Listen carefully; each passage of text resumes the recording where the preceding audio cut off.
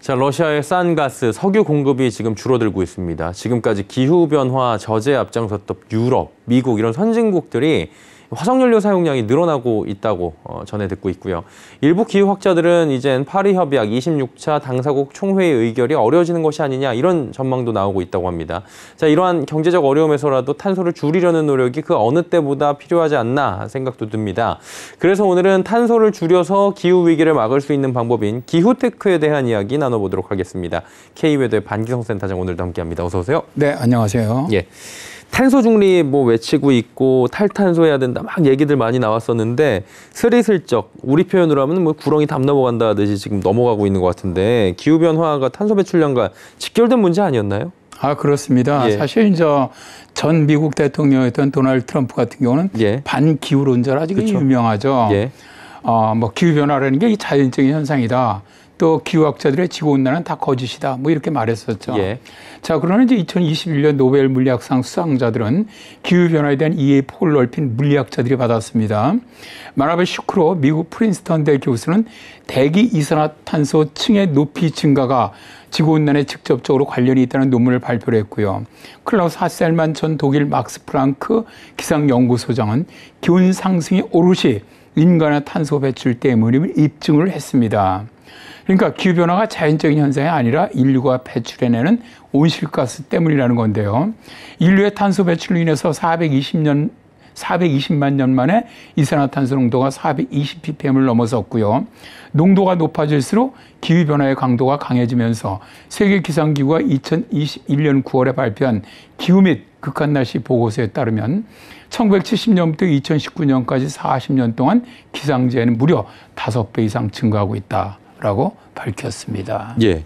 최근 에너지난 때문에 후퇴한 기후변화 저지의 움직임들을 보면 결국에 화석연료로 대체하고 탄소 배출을 줄일 수 있는 이른바 신기술의 필요성을 새삼 깨닫게 될 수밖에 없는 건데요.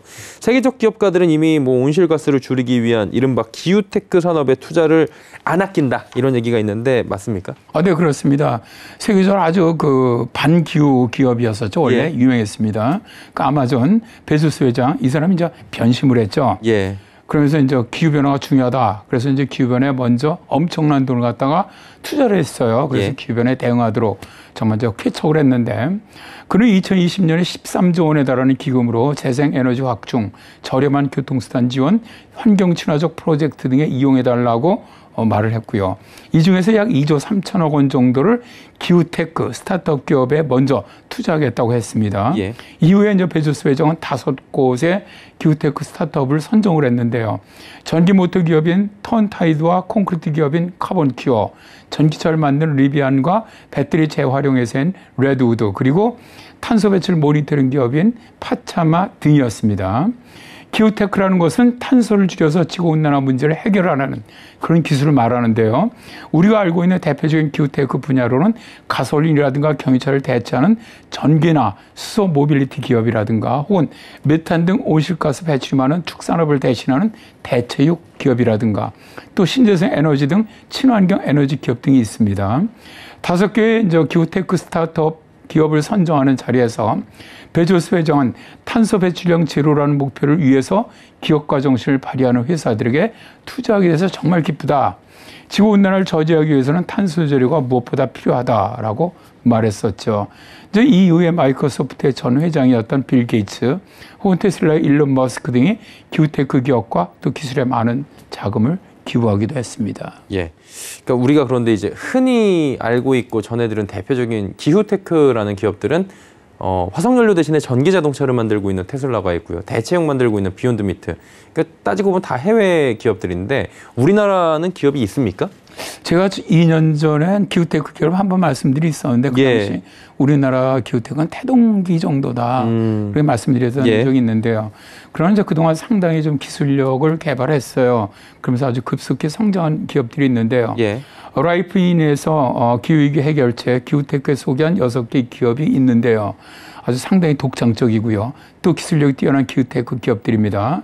첫 번째로 꼽았던 것이 대체육 기업인 지구인 컴퍼니 언리미티입니다. 대체육 소비라는 것은 축산업으로 인한 식량 부족 및 온실가스를 줄이는 데 기여를 하는데요. 언리미트는 올해 아시아 최대 식물성 대체육 공장을 건립을 하면서 슬라이스라든가 버거 패티, 폴드 바베큐 등 여러 형태의 완제품을 선보이고 있습니다. 그리고 두 번째 기업이 해조류 기반의 배양육을 개발하는 시워드입니다.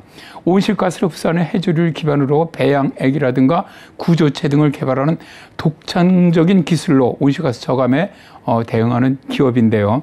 이 회사는 자체 기술을 통해서 한우 근세포를 기반으로 고기와 아주 유사한 식감을 내는 배양육 생산에도 성공을 했습니다. 세 번째 기업이 에너지 저장 시스템 분야의 선두주자인 H2입니다. 작년에 일론 머스크가 1,000억 원의 상금을 내걸고 모집했었던 그런 기술 분야입니다. 예. H2는 대용량 장주계 ESS의 그러니까 에너지 자동 저장 장치죠. 예. 차세대 기술인 바나드 레독스 흐름 전지를 국내 최초로 상용화를 해서 글로벌 시장에서 선도적인 입지를 확보한 기업이고요.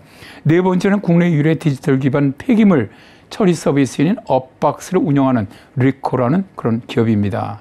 폐기물을 소각 혹은 매립하지 않고요. 재활용해서 자원화하려는 그런 기업입니다. 아주 상당히 친환경적인 기업이라고 할 수가 있고요.